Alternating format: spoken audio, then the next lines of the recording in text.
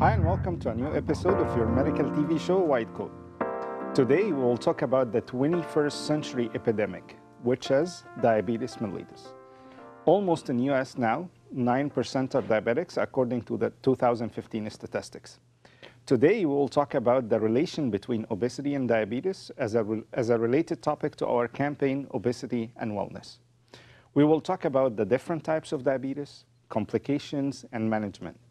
And it would be my pleasure today to host in White Coat one of the outstanding physicians in Southern California, Dr. Isaac Kemp, to talk to us and teach us more about that topic. For interaction with the program, send in all your questions and concerns to our official Facebook page, White Coat Alkarma TV, or if you want to interact with our guest directly today, with any kind of question regarding the topic, you can call the numbers that will be shown on the screen at any time during the episode. From the whole entire family and crew of White Coat to Charlie Pshai and Justina Gaber, congratulations for your wedding and God bless your life together. أعزائي مشاهدي قنوات الكرمة في كل مكان في العالم، أعزائي مشاهدي برنامج وايت كوت بالتحديد، أهلا بيكم في حلقة جديدة من برنامجكم الطبي على شاشات قنوات الكرمة وايت كوت. النهاردة الحقيقة هنتكلم على مرض بيسموه وباء القرن ال21. ليه وباء القرن ال21؟ لأنه معدلات حدوثه بتبقى كبيرة جدا على مستوى العالم وكمان مربوط بفكرة السمنة. النهاردة هنتكلم على مرض السكر. الحقيقة مرض السكر طبقا لأحدث الإحصائيات اللي اتعملت سنة 2015 هنا في الولايات المتحدة بتقول إن حوالي 9% من سكان الولايات المتحدة بيعانوا من مرض السكر، وده لو حضراتكم بصيتوا له هتلاقوه رقم كبير جدا جدا جدا. 9 من كل 100 عندهم مرض السكر. تخيلوا بقى بنقيس ده على دولة تعدادها فوق ال 300 مليون نسمة، شوفوا الإحصائيات تطلع حضراتكم قد إيه. بنتكلم على مرض يعني بينتشر بسرعة كبيرة جدا نتيجة الأكل والزيادات الوزن الكبيرة جدا اللي بتحصل، وخصوصا مع الفاست فود والكلام ده في الفترة الأخيرة. ولكن المرض ده من الممكن السيطرة عليه والتعايش معاه. النهاردة الحقيقة هنناقش كل أنواع مرض السكر، وطبقا يعني كتير من حضراتكم بعتوا لنا تحديدا عايزين مناقشة الموضوع ده، فالحقيقة احنا هنعمل له سلسلة حلقات.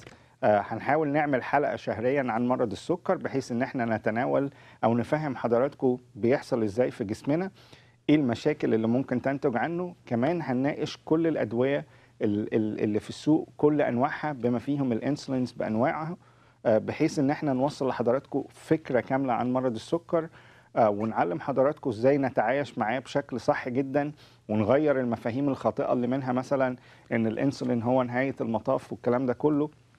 هنغير كل المفاهيم دي مع بعض. الحقيقة النهاردة بيسعدني ويشرفني ان يكون معايا واحد من احسن الاطباء هنا اللي يتكلموا في الموضوع ده، دكتور ايزاك كيم. زي ما حضراتكم عارفين دلوقتي للتفاعل مع برنامج ابعتوا لنا كل اسئلتكم عن الموضوع ده. صفحتنا الرئيسيه على الفيسبوك وايت كوت الكرمة تي في، هتلاقوها قدام حضراتكم دلوقتي على الشاشه. ابعتوا لنا كل اسئلتكم الخاصه بالموضوع واحنا هنجاوبها.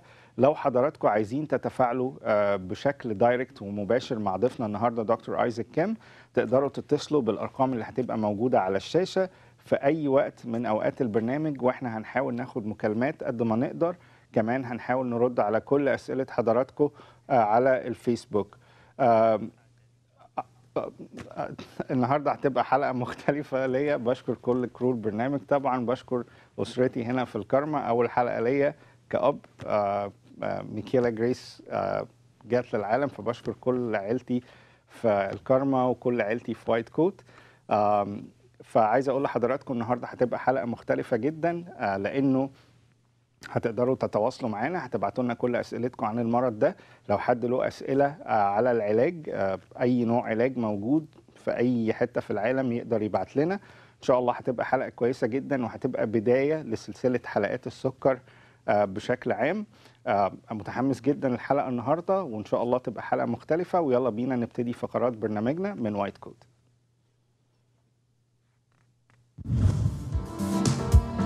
ايه المفاجآت دي يا جماعه؟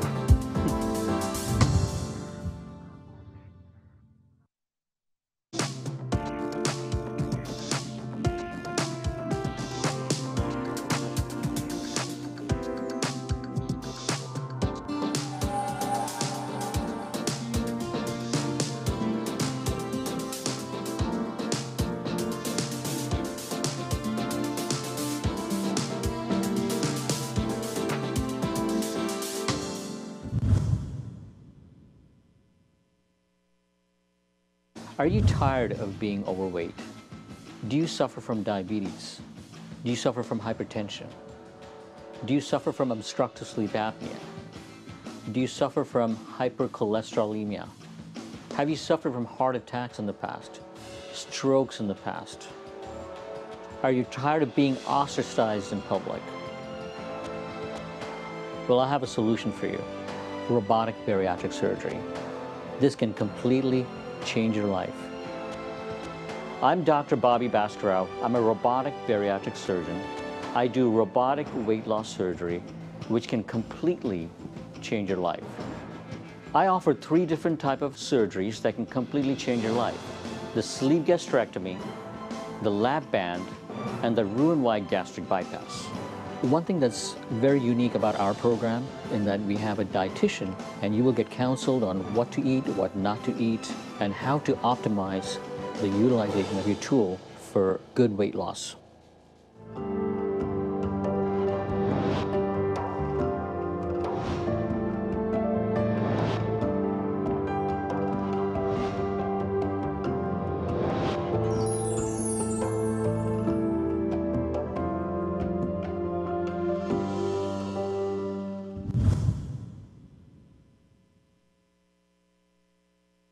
Hello, my name is Isaac Kim. I am originally from South Korea. I grew up with my family since I was 8 in the United States. I went to school here and I ended up in Texas Tech University School of Medicine. I became interested in family medicine even as a first-year medical student. I loved the practicality, the immediate application of medicine to common needs and common concerns that every family has. I took on a scholarship to help pay for medical school through the United States Army, and I did an internship with the United States Army, and then graduated my residency training in Pennsylvania. I was very interested in teaching medical students when I was a resident, and I took on a career as what we call a faculty physician. That means I have my own patients, I take care of my own, I'm a family doctor for people, but I also spend half or maybe more than half my time supervising, we call it precepting, young physicians, resident physicians, teaching some medical students, and trying to teach good medicine. I say good medicine is worth talking about. My mission in medicine is to get the best that we know about health, about medical condition, and give it to everybody that needs it. The beauty of studying medicine in the Western tradition is I'm always amazed how much we do know. And we need to take it and help everyone benefit from it, to be healthier from it.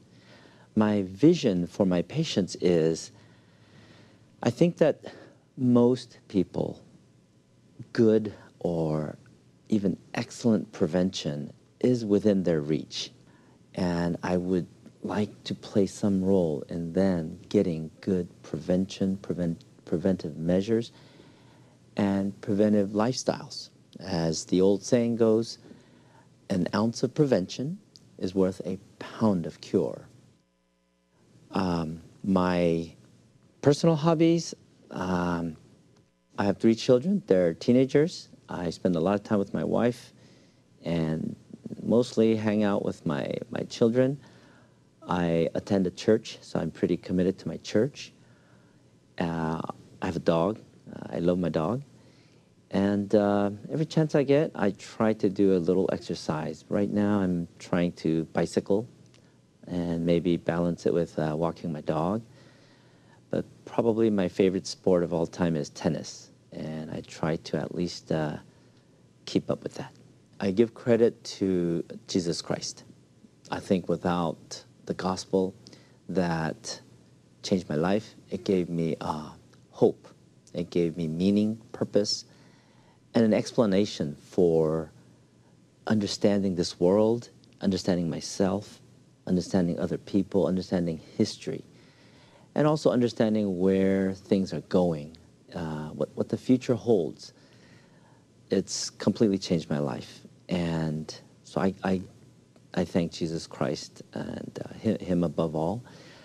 I thank my parents. I think part of the reason I'm in medicine is my dad. A lot of his nature of just wanting to study. He was a pastor all his life, but his love for teaching and knowledge, that is so similar to medicine. And he had a desire to figure out how to make people better. I'm very grateful every year for my wife and my children. They are a tremendous life-changing and support for me. Without them, I'm not sure what my life would be. It would be a very different life I have. So every day, they are my support. They are my home. Stay tuned for me on Alkarma TV's White Coat.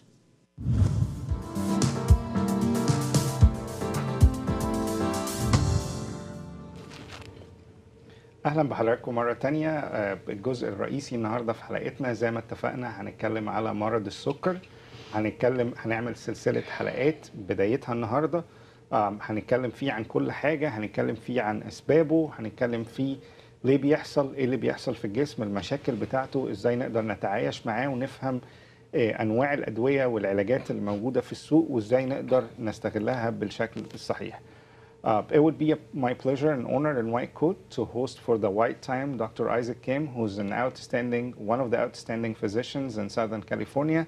Welcome in White Coat, Dr. Kim. Thank you, Tamer. It's nice to be here. And we're talking today about the 21st century epidemic, diabetes.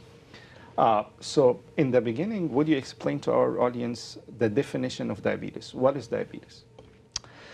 Okay, so the diabetes can be defined as a group of diseases characterized by high blood glucose or abnormally high blood glucose concentrations in the blood, resulting from defects or problems with insulin secretion or the insulin action on the body tissue, or a combination of those two.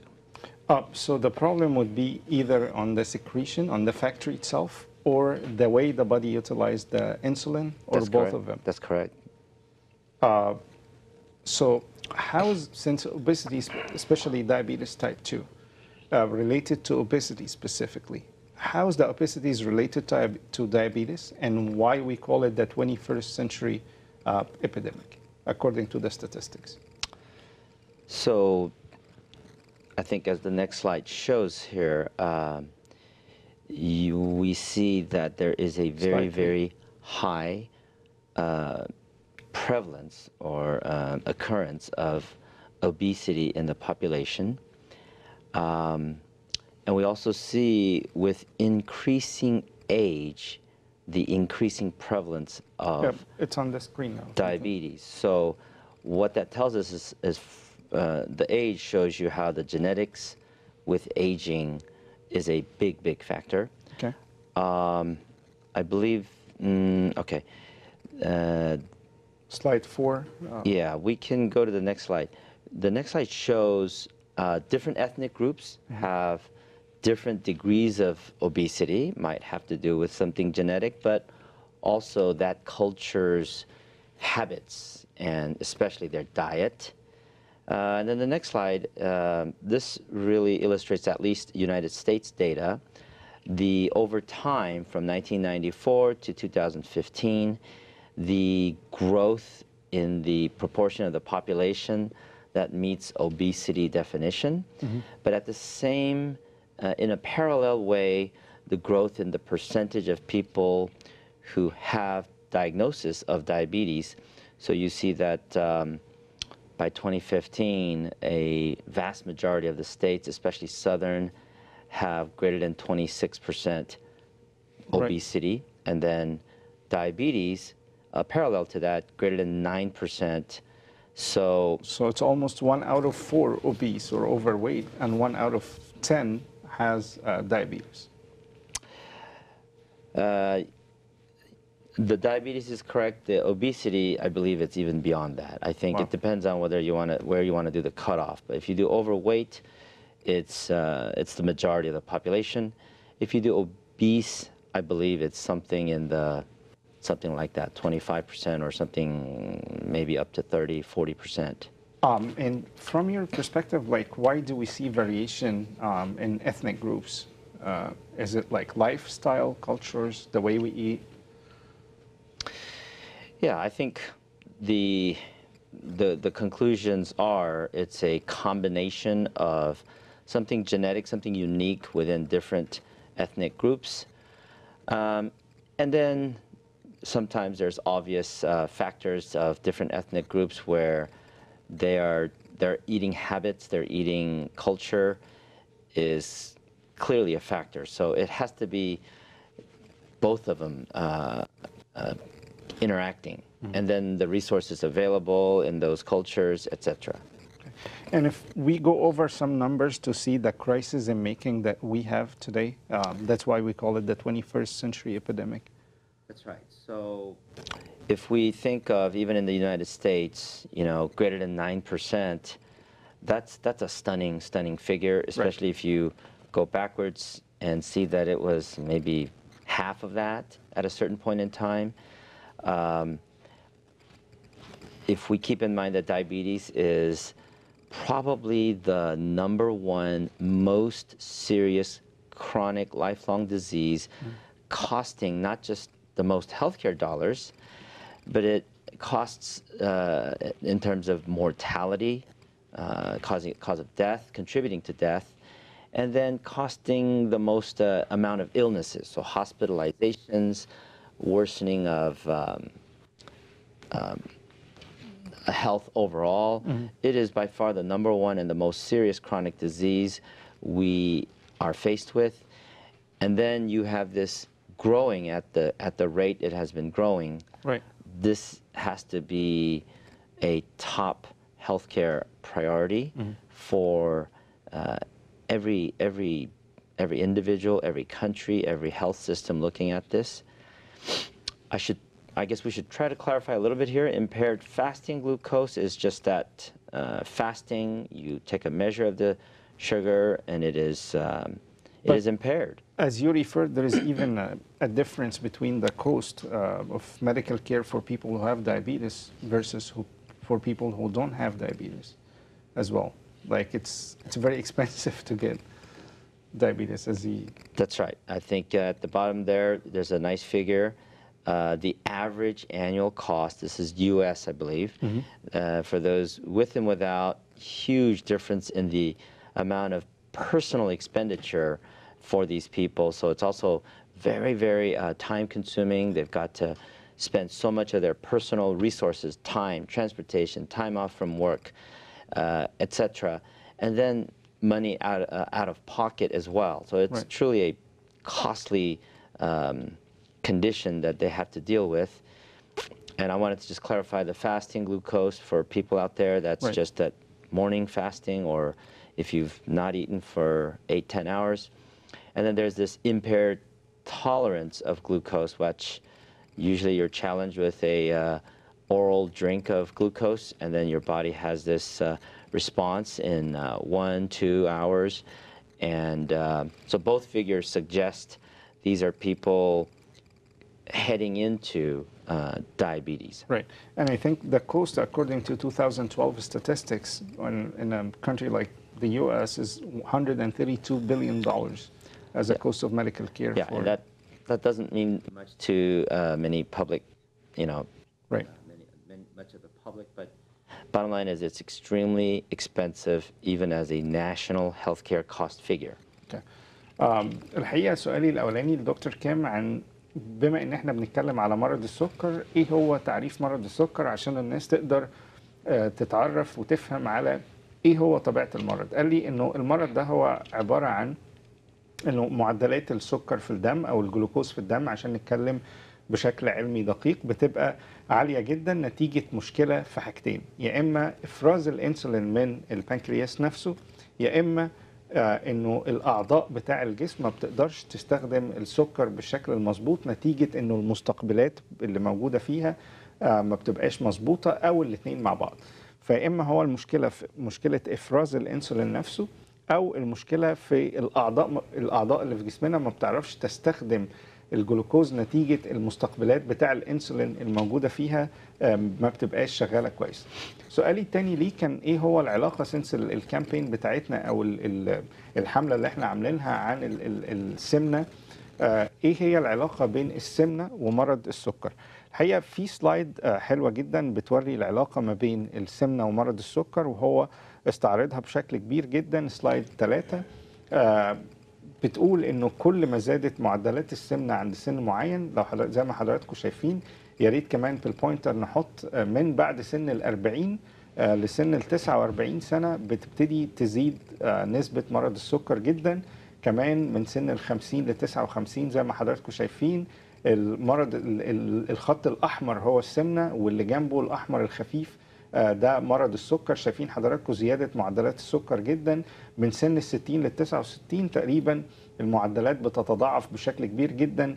فزي ما احنا قلنا في كل الحلقات اللي فاتت، يا ريت ناخد بالنا من وزننا لانه ده مهم جدا. سلايد 4 سلايد ورت انه نتيجة اختلاف ثقافات الاكل اكتر ناس ممكن يحصل لها يعني المرض السكر بشكل عام هم الافريكان امريكان او الناس اللي من خلفيه يعني سوداء زي ما بنقول. كمان من الناس اللي بيجي لهم ده كتير جدا النيتيف امريكانز زي ما حضراتكم شايفين، اللي هم الامريكان اللي هم من اصل امريكي، نتيجه برضو الحياه وطريقه الاكل. ولو لاحظنا هنلاقي انه اقل ناس بيجي لهم مرض السكر على مستوى العالم كله هم الاسيويين بشكل عام. ده نتيجه الثقافه ونتيجه طبيعه الاكل، وان هم بيحافظوا على وزنهم بشكل كبير جدا. فلازم نربط جدا الفكره دي. الحقيقه السلايد اللي وراها سلايد رائعه جدا زي ما قال دكتور كيم، بتوري معدلات حدوث السمنه ومرض السكر في دوله زي الولايات المتحده الامريكيه. الجزء اللي فوق ده معدلات السمنه، وده موجود سنه 94 2000 2015. شايفين حضراتكم الموضوع قاعد يغمق جدا نتيجه معدلات السمنه وصلت تقريبا فوق ال 26%. ده كان 2015. بقول لحضراتكم الاحصائيات الجديده في 2018 بتقول ان احنا وصلنا فوق ال 33%، يعني 1 من كل 3 بيعانوا من مرض السمنه في دوله زي الولايات المتحده.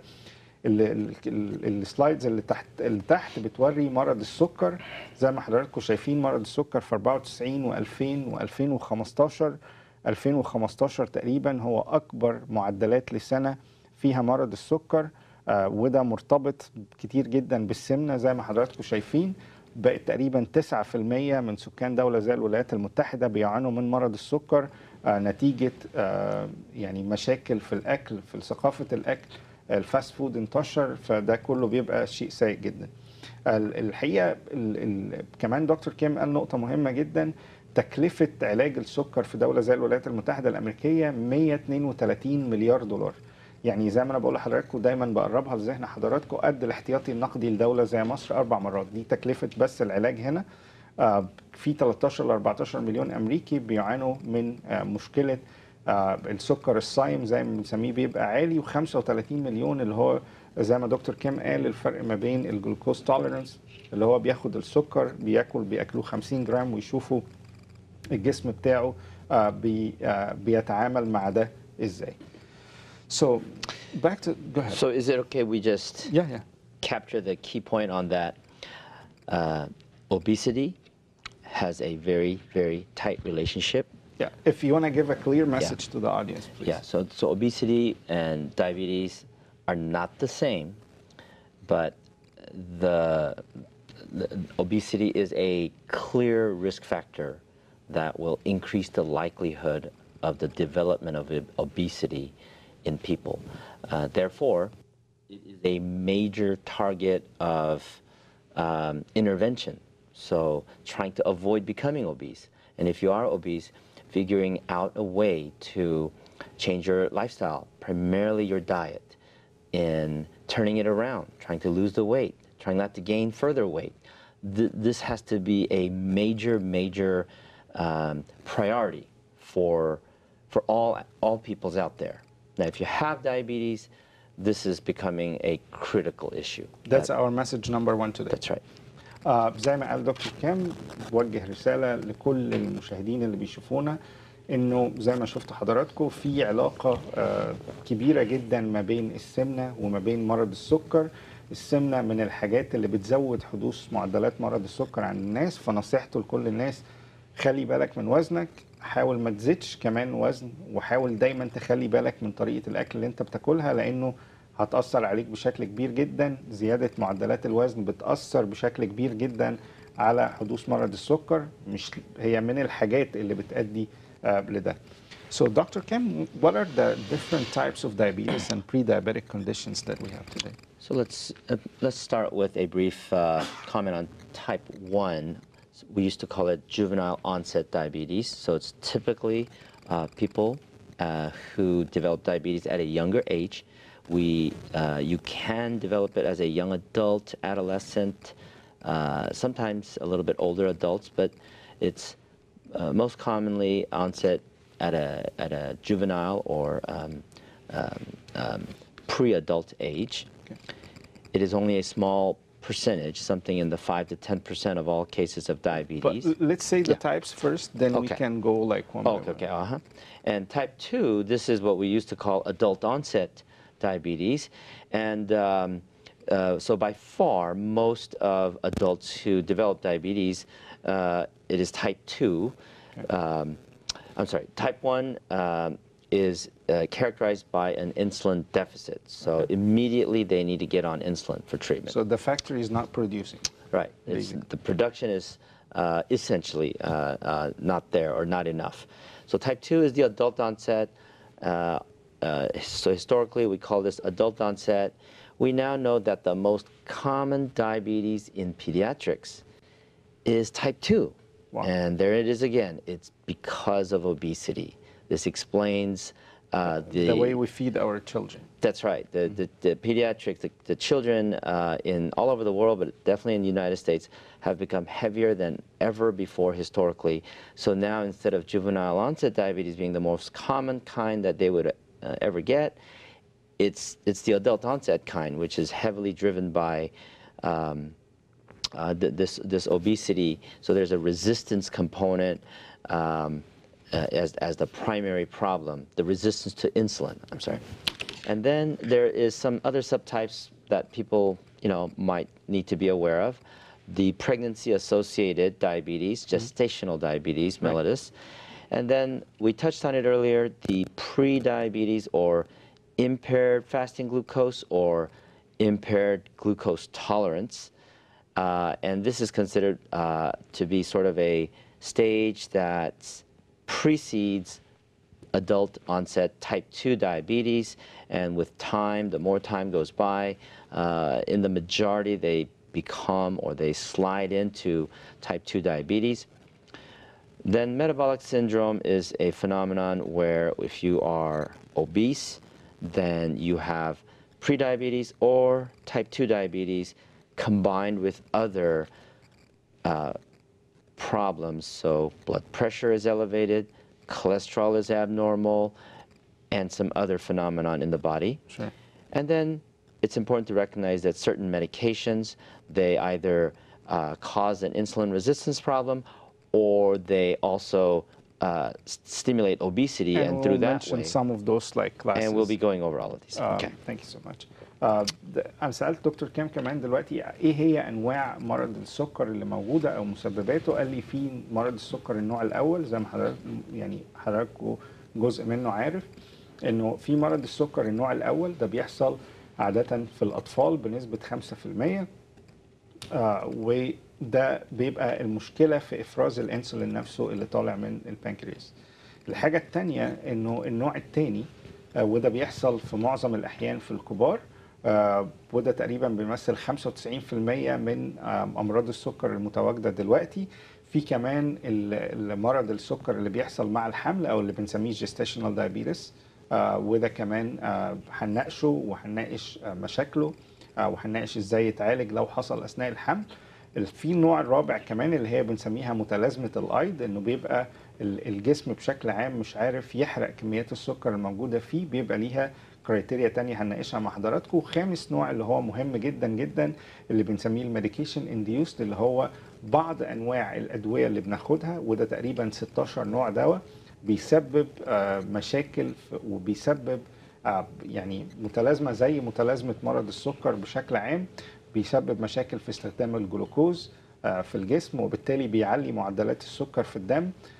وكل انواع الميديكيشن دي هنقولها مع حضراتكم النهارده، عشان لو حضراتكم على جزء منها تخلوا بالكم ودايما تناقشوا مع الطبيب بتاعكم فكره ان الادويه دي قد تسبب يعني مشاكل وزي مرض السكر، وتبقوا حضراتكم واخدين بالكم منها جدا. هنناقش دلوقتي نوع وهنقول لحضراتكم ايه مشكله نوع، وبعدين بعد كده هنناقش مشاكل مرض السكر، ويمكن لو في وقت هنناقش كل الادويه اللي موجوده معانا. Dr. Kim, what about diabetes type 1? So- What's the mechanism of it? And if you explain to people, like in general, what's diabetes type 1? Yeah, so type 1 is most of the time juvenile onset or pediatric onset. It's a small percentage of all diabetes. It is thought to be either some immune, that means the body sort of attacking its own and destroying the insulin-producing cells of the pancreas. Mm-hmm. There might be a genetic component. There've been theories that maybe an event like a viral infection might also be a key component, and maybe certain other toxins out there that are destroying the cells that produce insulin, the beta islet cells. And then idiopathic, that's just a word that medicine recognizes there's some unknown factors out there that we haven't discovered and we don't understand yet. But let's see, I think we have a little diagram showing the insulin diagrams there. Mm-hmm. The thing to maybe the slides of type 1 diabetes. Yeah, something that might help is usually type 1 diabetes is more dramatic. So people come down with an illness. They can lose weight dramatically. I think we're going to get to the symptom slides there. Right. But if you can explain to people how it happens here on this slides on the screen, like how type 1 happens. Okay. So type 1, so due to those mechanisms, the body will stop producing insulin or any or enough insulin. So the body does not have insulin. The body must have insulin. Mm-hmm. And that creates a crisis in the body, and the body will start to use other forms of energy sources besides glucose. الحقيقة زي ما سؤالي الدكتور كام عن ايه هو النوع السكر الاول اللي زي ما بنسميه، قال انه نوع السكر الاول بيحصل تقريبا بيمثل 5 ل 10% من كل حالات السكر في العالم. قال انه بيحصل كمان في الاطفال، فبيبتدي بدري جدا وخصوصا قبل سن 16 سنة. قال كمان انه جزء من مرض السكر النوع الاول بيبقى ناتج عن مشكلة في المناعة، وتحديدا بنسميها الخلايا البيتا سيلز اللي موجودة في البنكرياس. كمان قال انه في جزء منه جيني، يعني الوراثه بتلعب دور كبير جدا. قال كمان انه احيانا بيحصل بدون اي مقدمات او بدون اي اسباب من دول، وده الطب مش عارف يتوصل، ده الجزء اللي بيحصل والطب مش عارف يتوصل لاسبابه. لو جبنا الدايجرام او الشكل او السلايد بتاع تايب 1 هنوري هنا لحضراتكم انه لو شفتوا الناحيه الشمال الجزء الشمال هتلاقوا المثلثات الخضراء دي هي ده معدلات السكر في الدم، وهنلاقيها بره الخلايا بتبقى عاليه جدا. الجزء الازرق اللي عامل زي المفتاح ده اللي بنسميه المستقبلات، والباقي هو الانسولين. هنلاقي الانسولين مش موجود تقريبا في الصوره، وبالتالي افراز الانسولين من البنكرياس بيبقى تقريبا مفيش خالص. وده قلنا اسباب يا اما اسباب مناعيه او اسباب وراثيه. فده بتبقى مشكله كبيره جدا بالذات في تايب 1. معنى كده ان الانسولين ما بيفرز، وبالتالي السكر في الدم مش هيتحرق، وبالتالي بيزيد جدا في الدم. لو شفت حضرتكم كميه المثلثات الخضراء اللي بره في الصوره بتبقى كبيره جدا، وده ارتفاع معدلات السكر، او زي ما احنا قلنا عشان نكون ادق معدلات الجلوكوز في الدم نتيجه غياب الانسولين وافرازه تماما من الموضوع. So how do we find out about type 1 diabetes? Like, what are the symptoms of type 1? So usually type 1, in a matter of maybe days to weeks, sometimes 1-2 months, people start to feel overall something is wrong. Very, very tired. So you have there the extreme thirst. They drink, they go urinate, they drink and they urinate. They get up at night to urinate. They urinate frequently all day. And they usually start to lose significant amounts of weight. They keep losing weight. And the body can be undergoing tremendous acid-base electrolyte changes. The body has to turn to its own fat stores and protein stores, like in the muscle, to generate energy, because glucose cannot be utilized, and glucose has to be constantly sent out through the urine. The Korean word for diabetes is sweet urine. Yeah. We call it the triangle: polydipsia, polyuria, polyphagia, right? That's right. They get this constant hunger, and yet they're losing weight. الحقيقة زي ما أنا سألت دكتور كام عن إيه هو العلامات أو الأعراض بتاع السكر النوع الأول، قال لي الحقيقة بيحصل رقم واحد إنه الإنسان بيحس إنه دايما عطشان طول الوقت. بتلاقوا إنه الأطفال، لأنه ده بيحصل شوية في السن الصغير، قال إنه دايما بنلاقي الأطفال في السن الصغير بنلاقيهم عطشانين طول الوقت، جعانين طول الوقت، وبيدخلوا التواليت كتير جدا جدا. كميات التبول بتزيد جدا جدا في الفترة دي.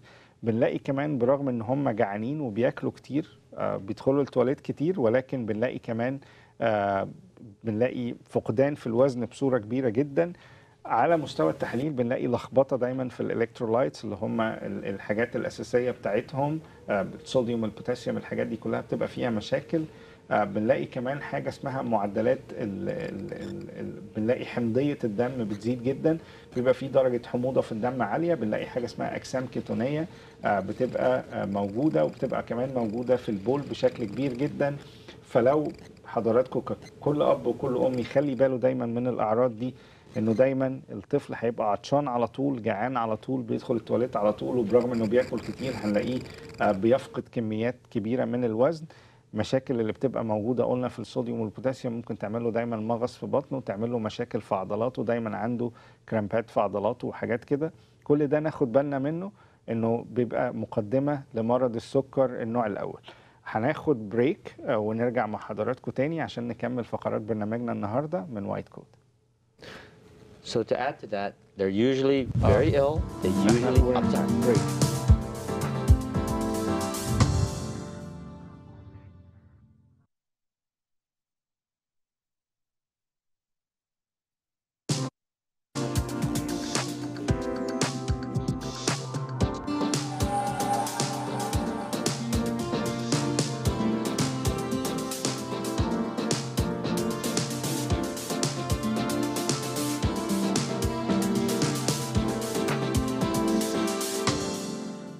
Are you tired of being overweight?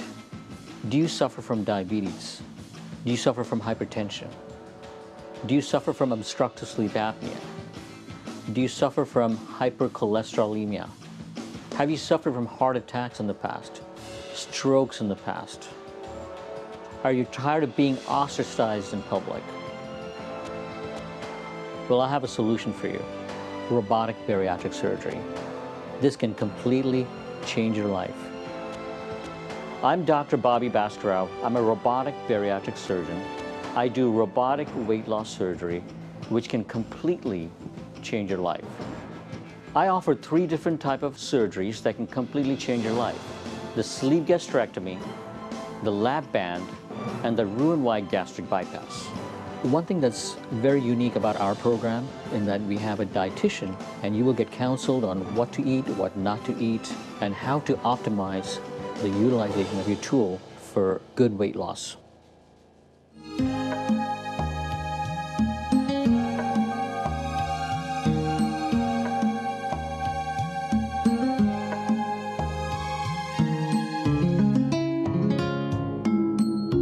Direct your children onto the right path, and when they're older, they will not leave it. They don't need to go away. You give them something to eat.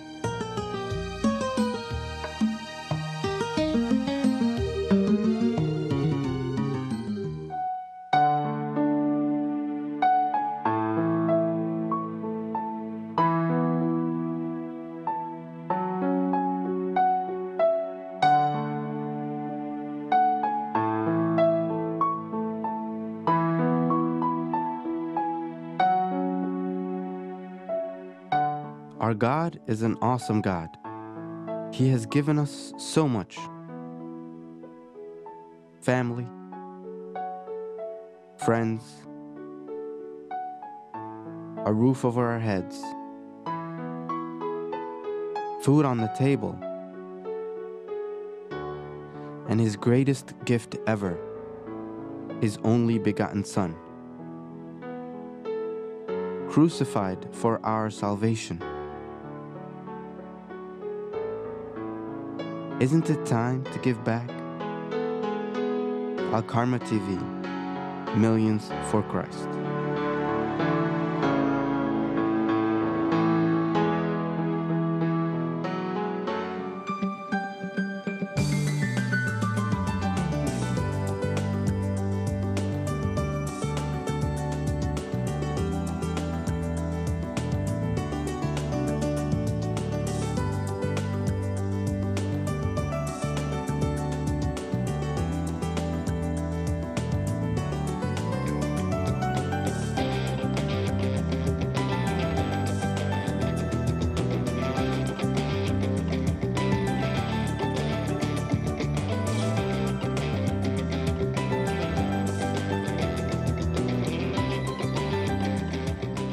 من غير صلاتك ودعمك ما كناش أنتجنا كل البرامج دي. محتاجين لمشاركتك لاستمرار الإنتاج.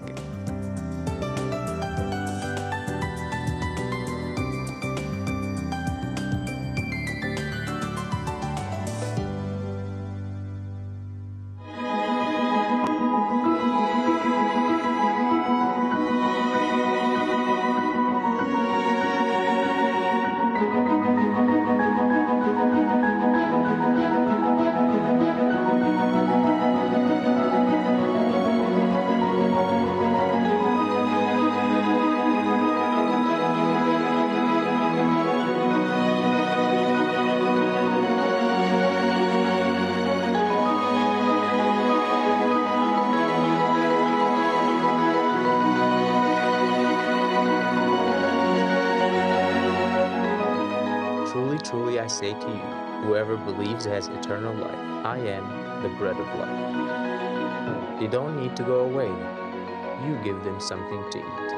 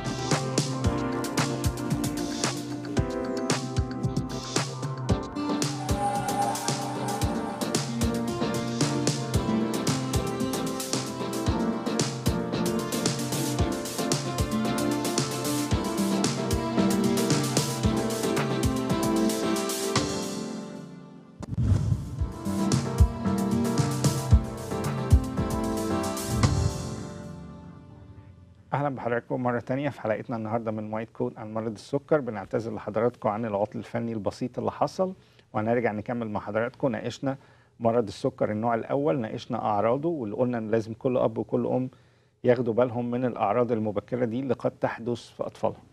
So we discussed type 1 diabetes.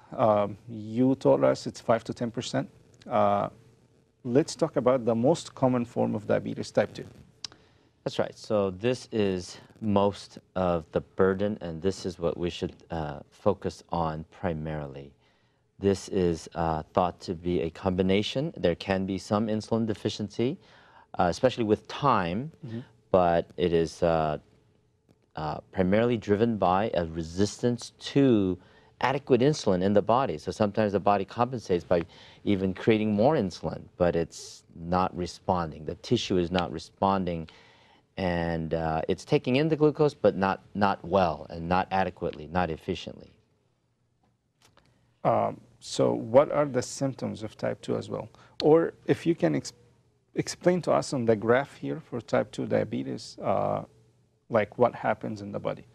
So the body has circulating insulin, for which virtually all cells which need energy from glucose have a receptor for that insulin hormone. It's a signal, and when the body produces more insulin, then there's more signal to every cell to take in the glucose, the energy from the blood, and that receptor responding to the insulin, it's not responding very well. So we have the insulin, but the organs don't know how to use it. That's right. And then it becomes also a mixed picture with a growing percentage. With time, the body also can start to drop in its ability to even produce enough insulin. So the type 2s eventually sort of become like a type 1 in that they become very insulin dependent later on, a growing portion. How about the symptoms of type 2? So let's go to the slide. I think it contains a lot of good. So for type 2, the main thing that people must remember is that first item. It says insidious onset. That means it is silent. It is mostly silent. Now, one more time. Yes. It is silent. Silent. Okay. So you may have diabetes, and you may know that nothing is wrong. It's nothing like juvenile onset or type 1. Type 2, you can probably go at it for months. I think sometimes we see some years go by. We can only estimate because we don't have any blood tests or finger sticks of our people that we meet. So the key lesson there is somewhere between 35 and age 40, most people should about once a year have a blood test to screen for diabetes. Okay. I think I would add for places where maybe those options are not there, if you know of a friend or a relative that has a finger stick machine, then you can at least get that number. I would recommend before your first meal, so it's like a fasting number. What other symptoms do we have for type 2? So they can, like a type 1, but less dramatic, have thirst, have frequent urination. They can have maybe excessive hunger. They can have a gradual, slow weight loss. But so for it's very most, similar to type 1. It is similar, but it's just more insidious, and for most likely most of adult onset, quite silent, mostly silent. طيب انا هرجع مع حضراتكم واترجم اللي قاله عشان في جزء مهم جدا جدا، انه السكر النوع الثاني، مرض السكر النوع الثاني، قال انه بيحصل اكتر في الكبار. زي ما انا قلت لحضراتكم بيمثل 95% من توتال امراض السكر الموجوده في العالم النهارده. المشكله فيه ان احنا قلنا ان المشكله في النوع الاول بتاع الاطفال انه ما فيش انسولين اصلا بيفرز من البنكرياس، وبالتالي عندنا مشكله في التصنيع. في النوع الثاني اللي هو تقريبا زي ما قلنا 90 ل 95% عندنا الانسولين، بس المشكله انه اجزاء الجسم مش عارفه تستخدمه عشان يحرق السكر، وبالتالي معدلات السكر بتزيد. المشكله في مش في الافراز، المشكله في كيفيه الاستخدام. نقطه مهمه جدا قالها دكتور كيم، انه الاعراض بتاعت النوع الثاني من مرض السكر هياها نفس الاعراض بتاع النوع الاول، ولكن قال المشكله دايما بتبقى في البدايه، في الاطفال بنشوفه على طول بشكل اكيوت بيبان على طول، انما قال المشكله في النوع الثاني من السكر هو انه ممكن يقعد سايلنت زي ما بيقولوا، مش ظاهر عليك اي اعراض لمده سنتين، سنه سنتين. قال انه احيانا بياخد من شهور لسنه، انه حضرتك بيبقى عندك المرض ولكن صامت زي ما بنقول، مفيش اعراض كتير واضحه، مش زي فكره الحده بتاع النوع الاول. نفس فكره نفس الاعراض اللي هو بيبقى فيه عطش مستمر، تلاقي الشخص بيشرب كتير، بيبقى دايما في جوع مستمر، بياكل كتير جدا، دخول تواليت مستمر، تبول بشكل كبير جدا. كمان برغم من الجوع ده كله والاكل الكتير بنلاقي الشخص ده بيفقد وزن.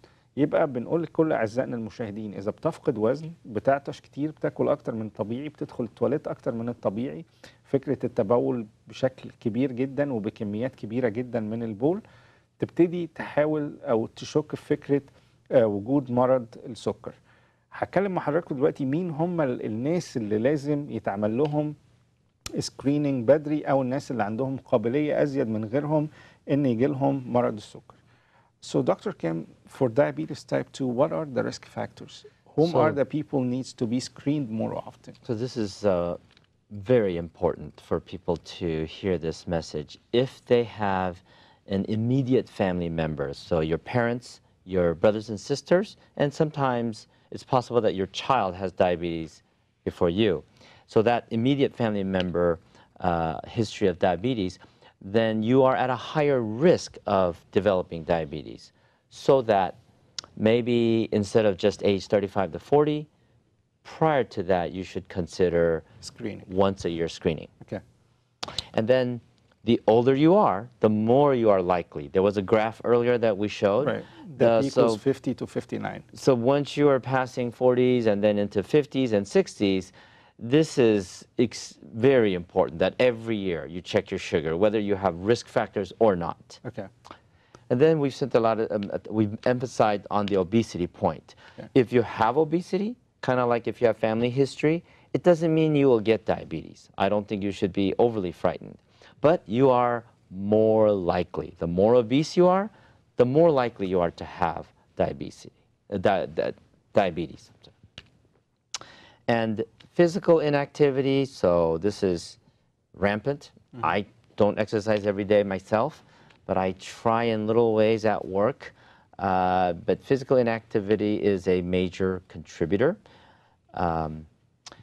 And then we're going to touch upon gestational diabetes, pregnancy diabetes, and if that has been diagnosed in the past, then after the pregnancy, we know you're also more likely to develop it and you need to be screening annually. زي ما قال دكتور كيم في اجابته، انه انا سالته مين هم الناس الاكثر عرضه ان يجي لهم مرض السكر من غيرهم. قال لي واحد، الناس اللي عندهم تاريخ مرضي عائلي لمرض السكر، اب او ام او اخت اللي هو اقارب من الدرجه الاولى، بيبقى عندهم قابليه اكتر ان يجي لهم مرض السكر من غيرهم. بزياده السن، ورينا لحضراتكم الجراف انه من بعد سن ال40 لفوق ال60 بيبتدي معدلات حدوث السكر بتزيد عن السن الصغير، وده في النوع الثاني، سكر النوع الثاني.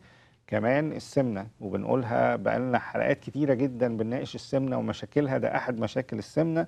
السمنه هو عامل مهم جدا، بتخليك عرضه بشكل كبير جدا لمرض السكر النوع الثاني.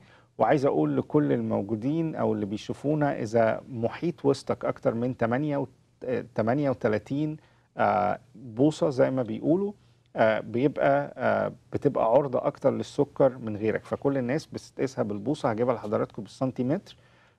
فوق 38 بوصه محيط الوسط بيبقى عنده عرضه اكتر، او يعني زي ما بيقولوا 110 سم بتبقى عرضه للسكر اكتر. الحاجه الثالثه كمان الفيزيكال انكتيفيتي، او الناس اللي هي بتشتغل شغلانات مكتبيه ما بتتحركش كتير، فدول بيبقوا عرضه للمرض ده. فبنصح كل الساده المشاهدين اللي بيشتغلوا شغل على القاعد زي ما بنقول، ان هم يقوموا ويتحركوا كل يوم شويه، لانه ده هيبقى مفيد جدا. كمان الناس السيدات اللي جالهم مرض السكر او عالي السكر اثناء الحمل، او بنسميه سكر الحمل، بيبقوا عرضه لغيرهم من انه يحصل لهم السكر اكتر من غيرهم.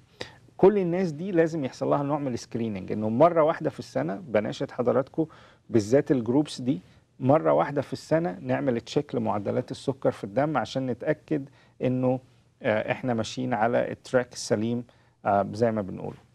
So Dr. Kim, the gestational diabetes mellitus, one of the most common forms of diabetes, especially during pregnancy.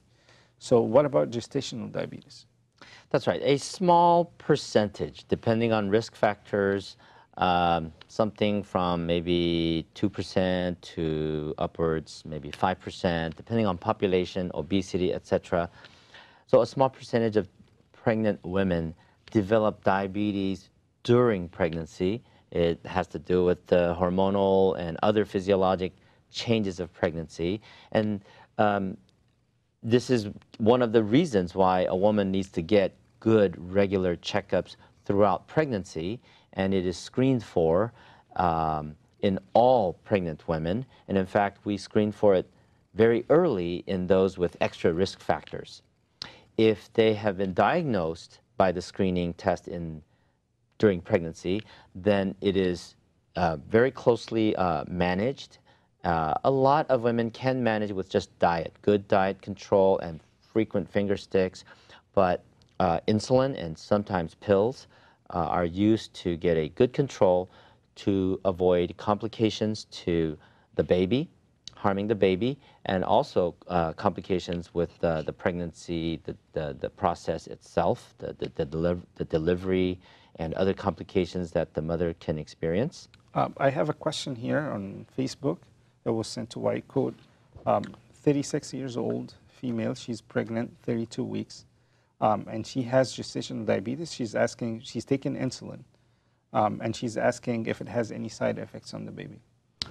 No, no. The important thing, the insulin is proven to be safe, so we're more afraid that they will not take the insulin as instructed and not have close follow-up so we can ensure that they're under the best control. Insulin has been proven to be safe. Okay. المشاهدة العزيزة اللي بعتت لنا السؤال من فلوريدا عن انه هي عندها سكر اثناء الحمل، بتاخد انسولين، وبتسال اذا كان ده له اي اعراض جانبيه على البيبي. زي ما دكتور كيم قال انه سكر الحمل تحديدا اللي بيحدث اثناء الحمل لازم تاخد انسولين، والانسولين تحديدا ملوش اي اعراض جانبيه او اي اخطار على البيبي بشكل عام. فحضرتك اطمني، ما تقلقيش، ما فيش اي اعراض جانبيه من الانسولين على البيبي. زي ما قال دكتور كيم كمان سألته على السكر أثناء الحمل، قال له تقريبا 7% من الحوامل بيحصل لهم ده، بالذات في الجزء الثاني والثالث من الحمل، في الثلث الثاني والثالث من الحمل. وزي ما احنا قلنا انه بتبقى مشاكل هرمونية فيها تاريخ عائلي. كمان مهم جدا زي ما قلنا انه ياخدوا انسولين، لانه هو ده العلاج الوحيد. ممنوع تماما اثناء الحمل اي عقاقير للسكر، بندي انسولين بس، وبيبقى زي ما المشاهدة الكريمة اللي اتصلت وقالت، وبيبقى سيف جدا جدا جدا على البيبي أثناء الحمل. عايز أقول لحضراتكم متلازمة الأيض، لأنه دي موجودة عند ناس كتير، والناس مش يعني مش واخدة بالها منها قوي، وبالذات بتظهر فكرة دهون الكبد، والناس بتسألنا والناس بتبتدي تزيد في الوزن. فالجزء الجاي اللي هو متلازمة الأيض أو مشاكل استخدام الجلوكوز في الجسم، ده سؤالي الجاي لدكتور كام، وجزء مهم جدا لأنه هيهم جزء كتير من الناس. So one of the forms of diabetes too, or pre-diabetic condition, is metabolic syndrome. What's metabolic syndrome and the symptoms for metabolic syndrome? Metabolic syndrome is a recognized phenomenon that occurs in many, many people with obesity. So it is an obesity phenomenon. Not all obese people develop it to the same extent.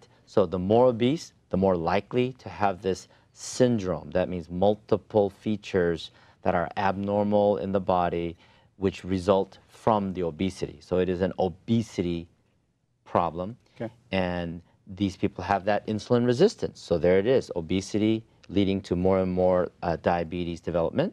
And then they have very high insulin levels typically because the body is just trying to, there's resistance, so the body's trying to overcome it. You can get a very, very dark skin at the base of your neck and other parts. The abdominal obesity is the idea that not the obesity just in your under your skin, but the fat inside your abdomen near your organs the Especially visceral fatty fats. liver and stuff. And then fatty liver, it's infiltrated into many organs. That is the more dangerous kind. So sometimes if you're what we call the persons with the round central obesity, these are the more toxic, more dangerous, more metabolic syndrome type people. If you're the kind that have a lot of obesity, maybe in the skin fat, especially in your big lower, your hips, your thighs, that appears to be less dangerous. We're not saying that's okay, but they appear to have less risk of these dangers. And then the cholesterol, the lipidemia, the dyslipidemia means abnormal lipids, that's triglyceride, HDL good cholesterol, LDL bad cholesterol, they all go in wrong direction, so more harmful numbers. The blood pressure goes up, and this all contributes to more cardiovascular, that's like stroke, coronary artery disease, heart attack, and other atherosclerosis, blockage of your arteries. And this is just the beginning. There's sleep apnea, there's more joint pain, there's PCOS, infertility. All the side effects of obesity in general. The effects of this obesity is truly, truly stunning. It is diabetes, obesity, this too is the highest public health priority of our times. And a lot of medications cause metabolic syndrome too sometimes, so people may watch that and we'll go over That's right. presentation. الحقيقة متلازمة الأيض ودي بتبقى بنسميها مرحلة ما قبل حدوث السكر، والحقيقة المرحلة دي بتبقى مهمة جدا لأنه كتير من الناس بيبقى عندهم الريسك فاكتورز أو العوامل اللي قد تؤدي إلى ده وهم مش واخدين بالهم. ليها مجموعة من الأعراض، رقم واحد وأشهرهم على الإطلاق إنه نسبة الأنسولين بتبتدي تزيد ولكن ما وصلناش لمرحلة السكر لسه، أو الجسم مش عارف يستخدم الأنسولين ولكن دي مرحلة ما قبل مرض السكر. كمان زي ما قال دكتور كيم مرض مهم أو عرض مهم جدا فكرة الأبدومينال أوبيسيتي، الناس اللي هي عندها مش دهون بس على الوسط والكلام ده، لا دهون على الأورجنز نفسها، وأشهرهم على الإطلاق هم مرضى الفاتي ليفر أو الدهون المتراكمة على الكبد. أحيانا في مصر بنسميها الكبد كسلان وفي دهون على الكبد والكلام ده. ده جزء بيبقى عرضة أو مقدمة بعد كده لبعض الأمراض زي السكر لو ما خدناش بالنا منها. كمان الناس اللي بيبقى ضغطها عالي، كل ده بيحصل مع بعض في متلازمة الأيض، إنه السمنة بتزيد،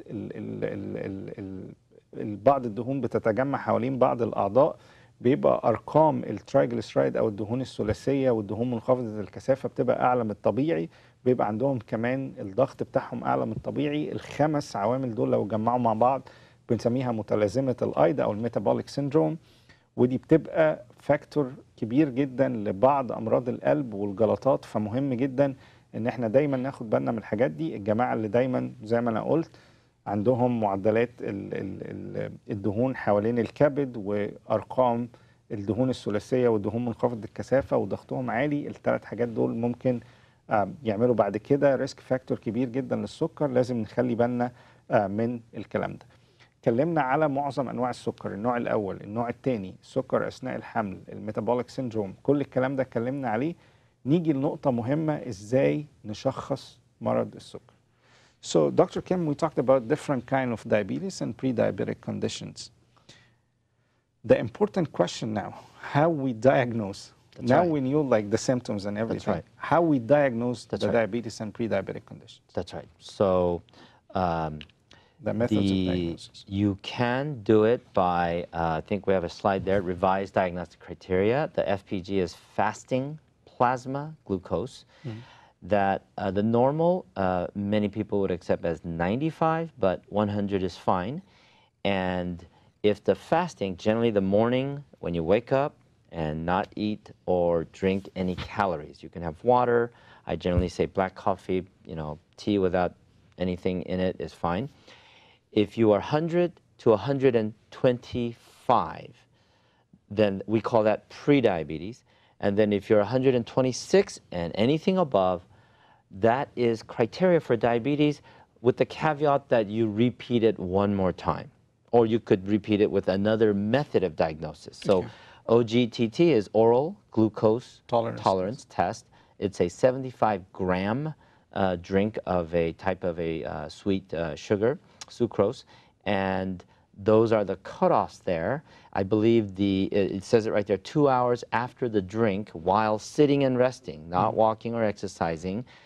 But it's a little less reliable, I think, because some people may be fasting and others are not fasting, etc. So in the U.S., we will probably use the fasting, but also, it's not in this slide, but the hemoglobin A1C. This is what most clinicians in the United States will rely on. It is a 2.5, 3 month average, very precise measure of your sugar, and it's 6.5% or higher hemoglobin A1C, also called glycated hemoglobin.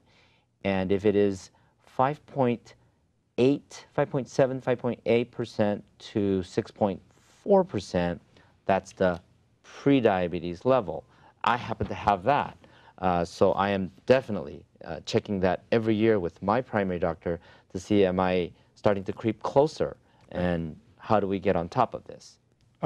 الحقيقة سؤالي لدكتور كيم عن ازاي احنا اتكلمنا على النوع الاول من السكر واعراضه، النوع الثاني سكر اثناء الحمل، الميتابوليك سيندروم، اتكلمنا على كل الكلام ده. ازاي بقى نقدر نشخص؟ خلاص الناس عرفت انه في انواع مختلفة، ازاي نقدر نشخص مرض السكر؟ قال اول حاجة بنعتمد عليها، انا هتكلم بقى يعني باللغة الدارجة خالص، اللي هو بنسميه السكر الصايم، اللي هو انت بتبقى صايم 7-8 ساعات اثناء الليل وتصحى تاخد السكر بتاع حضرتك او حضرتك الصبح. قال انه الطبيعي بيبقى اقل من 100، من 100 لحد 125 لو جبنا الجدول، من 100 لحد 125 زي ما حضراتكم شايفين في السكشن الثاني. طالما اقل من 126 وفوق ال 100 بتبقى حضرتك في مرحله ما قبل السكر او عرضه اكتر بكتير جدا من غيرك انه يجي لك مرض السكر. لو نقدر بالبوينتر نحط الارقام دي، اكتر من 126 وحصلت مرتين او 3 ورا بعض بنبتدي نشخص حضرتك كمريض للسكر. يبقى تاني هقول، لو احنا كلنا اخدنا السكر الصايم بتاعنا اقل من 100، ده المعدل الطبيعي. من 100 لحد 125 يبقى حضرتك في مرحله ما قبل مرض السكر او عرضه بالنسبه لغيرك. اكتر من 126 حصلت مرتين 3 ورا بعض، بنبقى بنشخص حضرتك كمريض للسكر. الاورال جلوكوز توليرنس تيست او الاو جي تي تي، ده طريقه بندي لحضرتك 50 او 75 جرام من السكر سكروز، وبنخلي حضرتك تاخدهم وبنقيس معدل السكر بعد ساعتين. اذا جه اقل من 140 بنعتبر حضرتك نورمال، من 140 ل 200 برضه بتبقى حضرتك عرضه اكتر من غيرك، مرحله ما قبل مرض السكر. اكتر من 200 حضرتك بتشخص كمريض سكر. لو خدنا معدلات السكر في اي وقت، اللي هو اللي بنسميه الكاجوال يعني، لو طلع اكتر من 200 في اي وقت حضرتك اكل، حتى لو واكل اكتر من 200، ده بنشخص حضرتك بشكل اوتوماتيك لو حصلت اكتر من مرتين 3. النقطة الأهم من ده كله واللي بيستخدمها معظم الأطباء حوالين العالم، حاجة بنسميها الهيموجلوبين A1C أو الجلايكوزيليتد هيموجلوبين. بنشوف معدلات السكر واتحادها بالهيموجلوبين، ودي بتبقى أدق طريقة. وهقول لحضراتكم دلوقتي، هوريكم الأرقام. لازم تبقى أقل من 6.5 في الناس اللي هم ما عندهمش سكر، أو أقل من 6 ل 6.5 بشكل عام. لو عليت عن كده بتبقى حضرتك برضو في مرحلة ما قبل السكر. لو أكتر من 7 بشكل عام بنشخص حضرتك كمريض سكر. So beside the screening, Dr. Kim, what are our treatment goals for the diabetes? Like, what are the numbers people should be at? That's right. So if you are in a healthcare system and you have checkups and you get labs, then your doctor will almost always use the hemoglobin A1C, glycated hemoglobin A1C, as a marker of how you are doing. And for the vast majority still, we use 7.0% or less. Okay. Once in a while, a young person, a motivated person, we will ask them to go even lower, like a 6.5 or even a 6.0% target. Wow. Now, we now believe that for many of the generally older, generally more serious conditions like kidney disease, not at dialysis yet, but significant kidney disease, significant heart disease, significant lung disease, or they are just not that good with instructions and taking everything, etc. Or there are some diabetics who what we call labile. The sugars just seem to, without any clear reason, go up and down. We call them brittle diabetics. Those we now think that their target should be a little bit more conservative, 8%, maybe even 8.5%. So we really need to individualize. So generally older, sicker, or brittle, the sugars go up and down easily. 8% is something most common, but for most people, 7% or consider even lower or tighter control. We always want to avoid people having serious low sugar hypoglycemic events. We got a question also from one of our audience, Sammy. He said he has type 2 diabetes, has hemoglobin A1C went down from 7.5 to 6.6. The problem is, he said, when he check his fasting blood glucose, it's always high, 140, 150. So he doesn't know what to do, but his hemoglobin A1C went down from 7.5 to 6.6. Yeah, so there's that is a bit of a puzzle. I think he needs to have very, very good fingerstick logs so a careful trend can be analyzed. But if it's truly at 140 fasting, then I think the physician will have to consider some options there. We would really want to be careful that there aren't those low sugar hypoglycemic events occurring. But generally, the 6% is a very exciting development, so long as there's no hypoglycemia. And then I think a careful analysis of a lot more frequent finger sticks to see what could be going on. And you'd have to individualize some things here, but figure out why the fasting seems a little bit higher than what 6.0% usually gives us. They usually give us something clearly below like 100. Right, especially if it's 6.5. That's right. So that one's a tricky one, and there are so many tricky individual issues within diabetes that there's just no way we can try to cover in a broad audience today. I think I'm going to mention for people who are going to ask about the finger sticks. So the FPG is the fasting plasma glucose. Generally, first thing you do when you wake up in the morning, that's a good way to get fasting.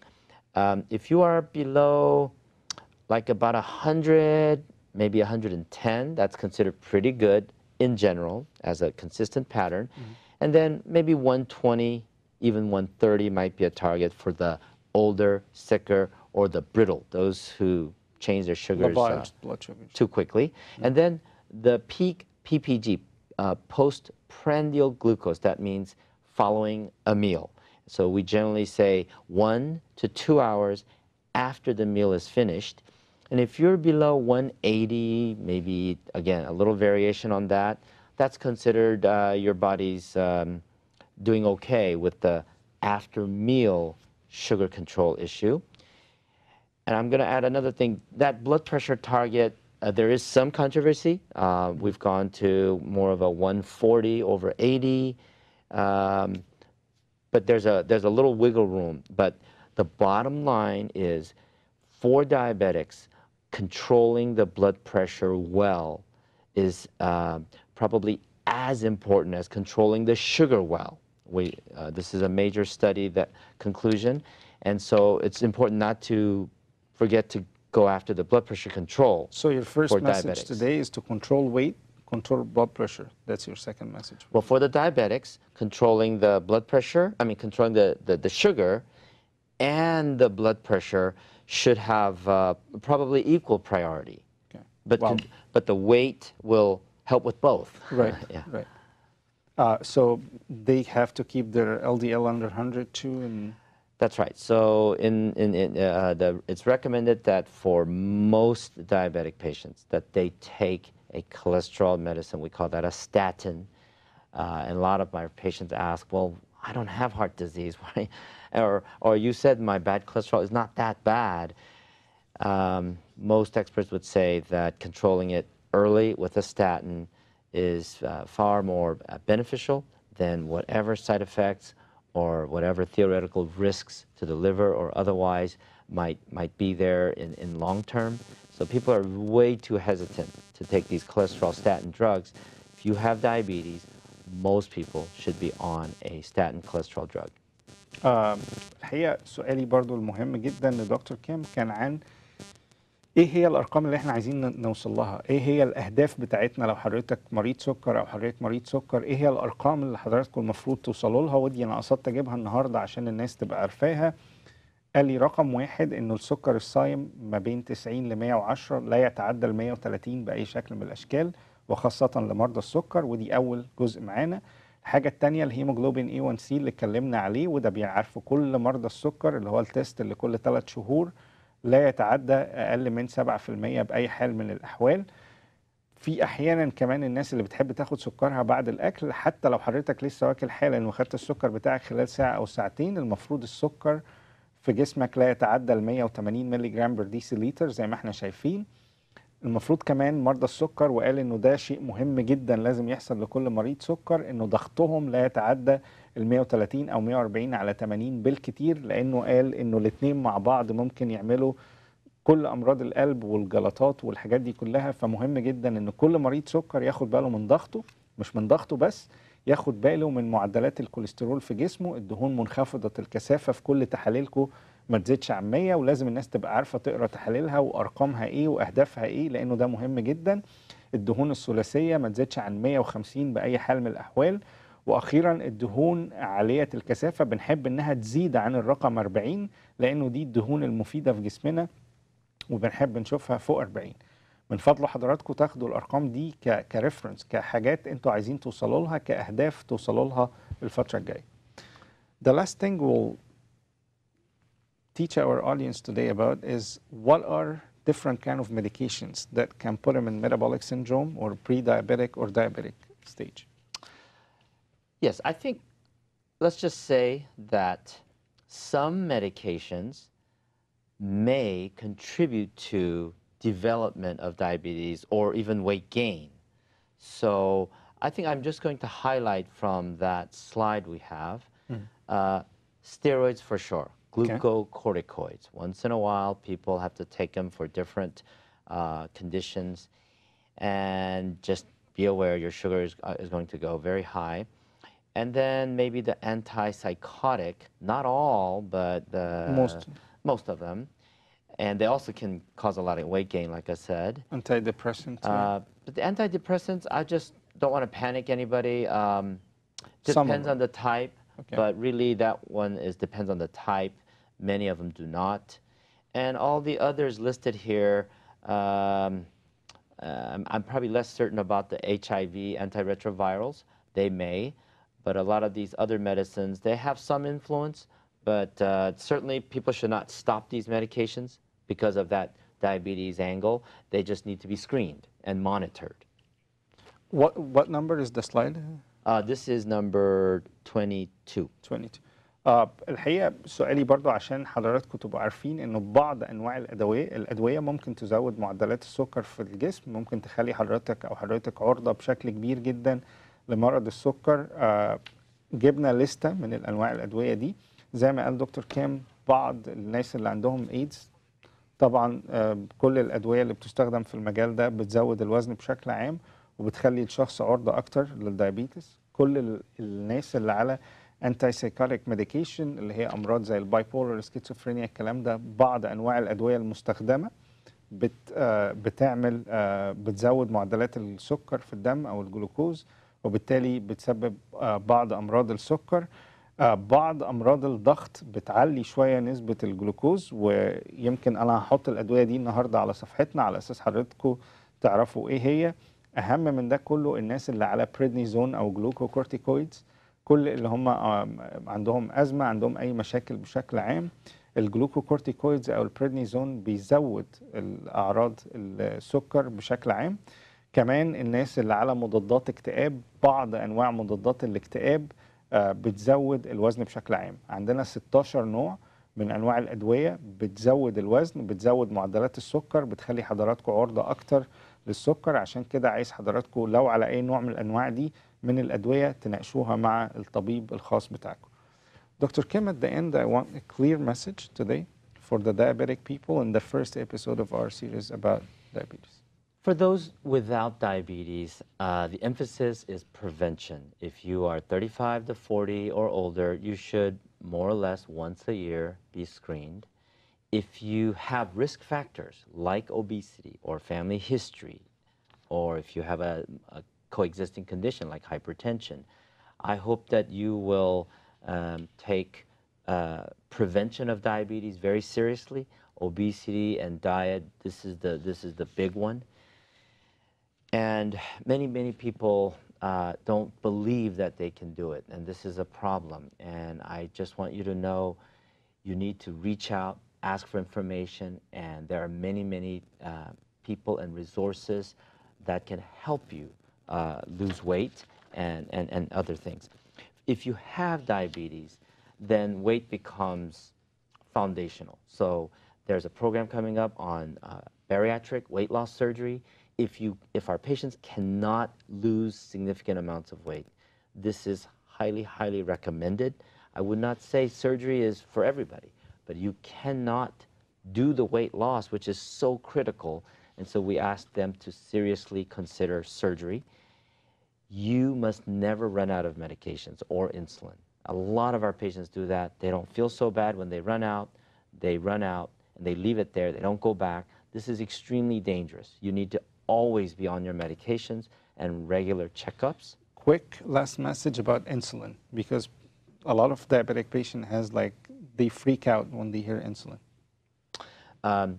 That's right. Insulin, if your doctor recommends it at a certain point, if you're a type 2 or adult onset, this is to be embraced. It is not harmful to you. It will, the earlier you start the insulin when it's recommended, the better. And we want you to stay with that and continue to take it. If you can repeat this sentence one more time, the earlier. The earlier you add insulin for most diabetics, the better. And it has to be adjusted, and it has to be constantly monitored.